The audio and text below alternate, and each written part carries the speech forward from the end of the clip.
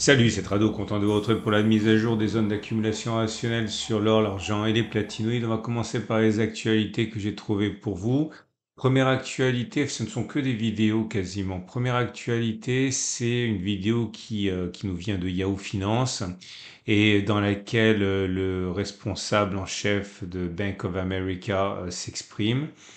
Et il n'y va pas par quatre chemins. Il dit que ce qui se passe actuellement sur l'or est un message. Et ce message, c'est que les investisseurs ne font plus confiance à la Banque centrale américaine et aux banques centrales en général. C'est un message de défiance par rapport aux banques centrales et leur capacité à réguler l'inflation. Et c'est le message principal à retenir. Deuxième article que j'ai trouvé pour vous, c'est Hebdor en fait, Hebdor 76. Vous le savez peut-être, mais le Zimbabwe a décidé d'émettre sa monnaie adossée à de l'or. On y parle également de guerre en Ukraine, j'invite vraiment à regarder ça.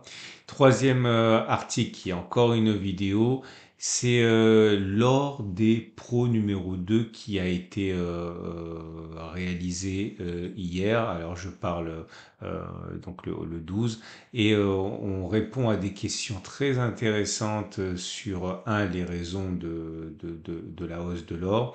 Et j'ai moi-même tenté d'expliquer plusieurs choses qui pourraient vous intéresser. En quoi et pourquoi peut-on dire que la hausse actuelle est due au moins en partie à de la spéculation? C'est pas moi qui le dis, hein, mais c'est un article que j'ai trouvé de Ross Norman et également une étude qui pourrait vous intéresser puisque j'y reviens en détail dans la vidéo dont je parle, donc je ne vais pas ici m'apesantir, mais l'élément intéressant c'est de remarquer qu'on dit que depuis 2 mois l'or a pris 19% de manière euh, funiculaire, sans vraie consolidation. Et j'ai relevé pour vous depuis les années 80, eh bien 25 cas où l'or a pris au moins ce qu'il a pris maintenant, donc 19% sans consolidation. Alors ce que je veux dire derrière cela, c'est que c'est pas un phénomène exceptionnel. Alors, on voit pas ça tous les ans, mais voilà, depuis 1980, ça s'est produit 25 fois. Et dans cette émission L'or des pros, je vous montre en fait ce à quoi on doit s'attendre au regard de ce qu'il s'est produit dans les précédentes occurrences d'un tel phénomène. Qu'est-ce qui se passe après 25%? Après 19%, ça baisse, ça monte encore. Bref, je vous invite vraiment à regarder cette vidéo qui pourrait vous intéresser. On va donc maintenant passer à l'analyse des graphes. Je vous rappelle que ce format, comme d'habitude, vous est apporté par mon partenaire au coffre Veracash, dont je suis client. Au coffre Veracash, c'est le numéro un, hein, du secteur dans ce domaine-là. N'hésitez pas à cliquer sur le lien en dessous de la vidéo pour découvrir les services qu'il vous propose. Et on passe tout de suite aux zones d'accumulation rationnelle.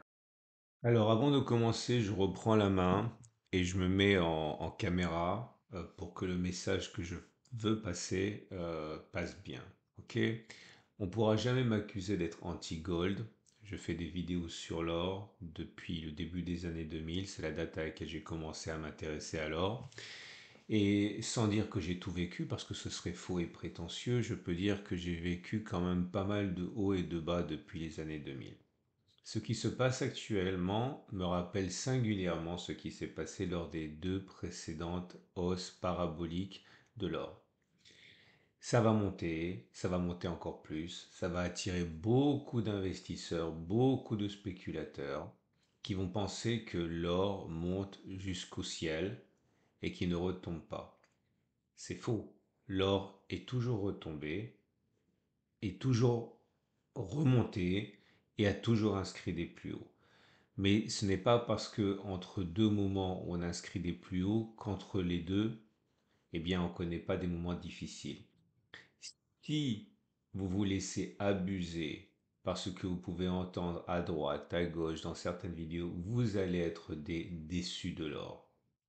Et si vous achetez au mauvais moment, vous pouvez vous retrouver coincé avec un investissement perdant pendant des années. N'oubliez pas que si on parle de record de l'or depuis quelques mois, ça veut dire que eh bien, il s'est passé des années et des années avant que l'on batte ce nouveau record. C'est-à-dire que si vous êtes rentré au mauvais moment, ça fait des années et des années que vous étiez en moins-value. Il y a une méthode pour investir. Je ne vous la recommande pas parce que je n'ai pas le droit de vous la recommander, mais c'est celle que j'ai appliquée depuis toujours. Ça s'appelle l'accumulation rationnelle. Dans des mots très simples, ça veut dire simplement investir et profiter des replis pour renforcer.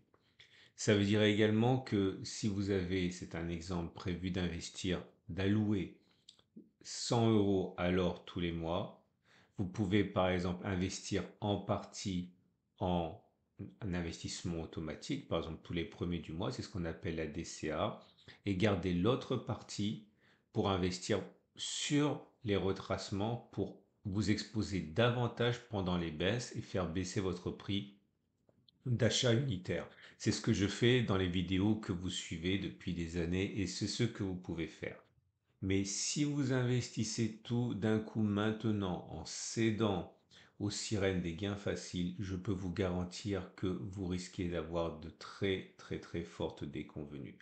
L'investissement progressif, c'est la meilleure solution que vous ayez pour vous protéger des baisses et en faire vos alliés pour réduire votre, votre prix d'investissement. À partir de maintenant, je vais essayer de répondre aux questions spécifiques qui me sont posées sur l'or, sur l'argent, sur les records, jusqu'où ça pourrait monter, jusqu'où ça pourrait baisser, etc., etc. Je vais commencer par l'or libellé en euros pour vous dire quels pourraient être les objectifs de hausse dans des contextes qui sont des contextes de records historiques. Je vais faire l'or libellé en euros cette semaine. La semaine prochaine, je vais faire l'or libellé en dollars, puis l'argent, etc., etc.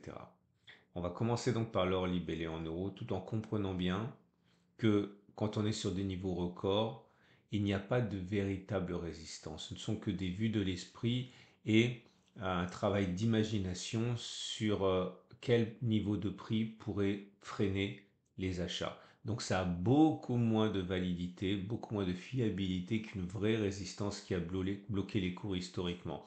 Ce ne sont que des conjectures. OK? Donc voilà l'or libellé en euros. Je me mets en données mensuelles pour eh bien, prendre un petit peu de distance. Et la première chose que j'aimerais vous proposer ici, c'est la règle du balancier. Ok, alors certains parlent de tasse à séquence, d'épaule tété poil, etc. Tout ça, ce sont des variations sur le même thème de la règle du balancier qui est beaucoup plus facile à appliquer. Quand vous avez une résistance, eh bien, vous prenez la distance qu'il y a entre les creux et cette résistance et vous le reportez par-delà la résistance une fois qu'elle est franchie. Ok, ça s'applique de manière très simple. Regardez ici. Imaginons que nous soyons en 2006, vous aviez une résistance, on a bloqué sur ce cours. Une fois qu'on l'a eu franchi ici, vous prenez la distance du creux, le point le plus bas, vous reportez, ça vous donne le premier objectif qui est là, qui a été rallié. Ok. Et vous pouvez le faire encore et encore. Vous allez vous rendre compte que c'est sans doute l'outil le plus simple et le plus facile. Parce qu'on peut utiliser des retracements de Fibonacci, les extensions de Fibonacci, etc. Tout ça sont des variations sur le même thème. Et ça sert simplement à penser qu'on arrive à anticiper ce qui va se passer, ce qui est très difficile. Et rien, encore une fois, n'a l'efficacité de la règle du balancier. Vous voyez, reporter à chaque fois le creux au-dessus, c'est rallier, c'est rallier, c'est rallier. Alors là, ce qui est intéressant, c'est que si vous prenez le grand creux qui est né de 2011, vous voyez, si vous aviez investi en 2012, eh bien vous étiez en négatif jusqu'en 2019. C'est pour ça que je ne veux pas que vous investissiez tout d'un coup si vous pouvez vous l'éviter, parce que si vous tombez mal, eh bien vous allez être en négatif pendant de très nombreuses années.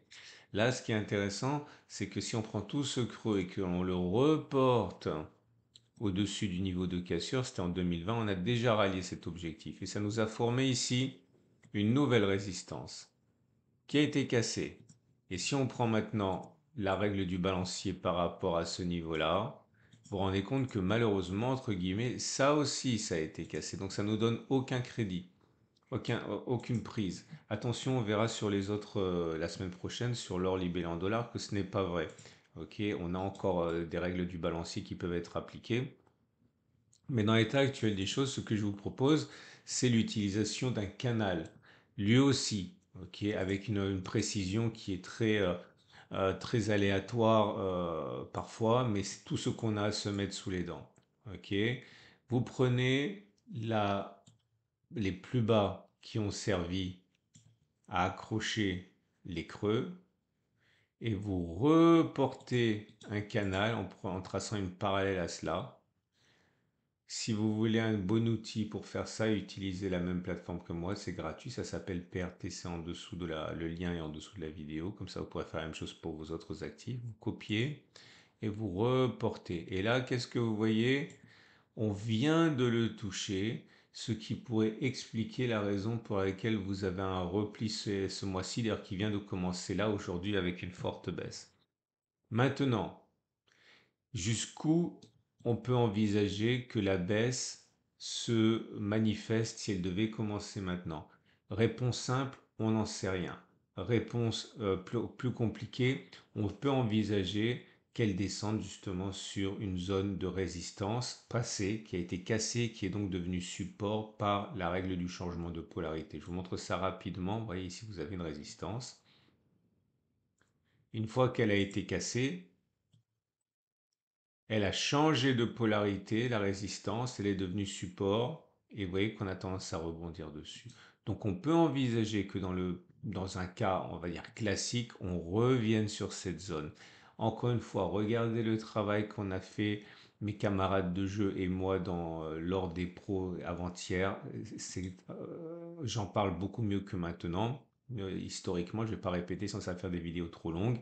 Mais si on devait assister à ça, ce qui est souhaitable, eh bien, on pourrait avoir un retour de 13%, 14% avant éventuellement, si c'est comme ce qui s'est produit avant, d'inscrire de nouveaux records.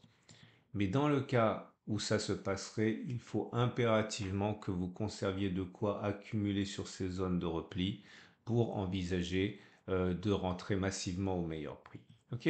Maintenant, j'en ai terminé avec l'or libellé en euros. On verra l'or libellé en dollars la semaine prochaine. Vous pouvez vous amuser à faire ce que j'ai fait vous-même, hein, puisque vous savez la technique. Maintenant, je reviens sur les données journalières. Ok. La tendance de long terme est haussière, la tendance de fond est haussière. Vous avez des zones d'accumulation rationnelle à 21,02, 21,24 ici. Si on baisse jusqu'à ce niveau, et je ne le dirai jamais suffisamment, c'est souhaitable pour consolider la hausse, eh bien ça ferait une baisse de 3 à 4% pour la prochaine zone d'accumulation rationnelle si vous ne voulez pas attendre une baisse de 14-15% dont j'ai parlé et qui n'est absolument pas garantie. Ok. Je vous rappelle que si vous avez acheté également en DCA, vous prenez la valeur le premier du mois, c'est-à-dire que vous avez à peu près acheté ici, et puis l'autre partie de votre allocation alors, eh bien, je vous ai dit, prochaine zone d'accumulation rationnelle 21,02, 21,42. Ok. Les bougies Aiki indiquent que ça reste très fortement haussier. Ça aussi, pensez à le faire sur vos actifs si vous le désirez. C'est très pratique. La pression est pour l'instant haussière puisque vous avez des bougies vertes sans mèche basse. Autrement dit, au moment où je parle, et malgré ce que j'ai dit, si on s'en tient uniquement à ce critère, il est plus plausible que l'on continue de monter plutôt que l'on ait fait les plus hauts. On passe alors libellé en dollars.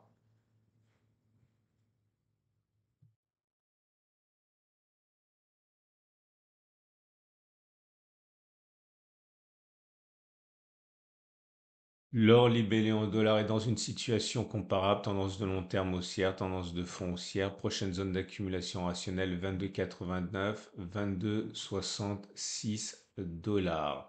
L'argent maintenant, l'argent libellé en euros. On est sur des niveaux qui sont très éloignés des niveaux records. Donc là, pour le coup, on le verra en son temps. Il est très facile de déterminer de vraies résistances et pas simplement des constructions de l'esprit. Comme vous pouvez le constater, l'or libellé en euros est dans une tendance de long terme haussière, tendance de fond haussière, prochaine zone d'accumulation rationnelle 25,2, 24,6. L'argent, mais cette fois-ci libellé en dollars, c'est la même chose. On est très loin des niveaux records qu'on a pu inscrire au début des années 2010. On est sur une énorme résistance, hein, cette résistance rouge qui figure sur le graphe depuis des mois et des mois, et cette zone qui a bloqué les cours.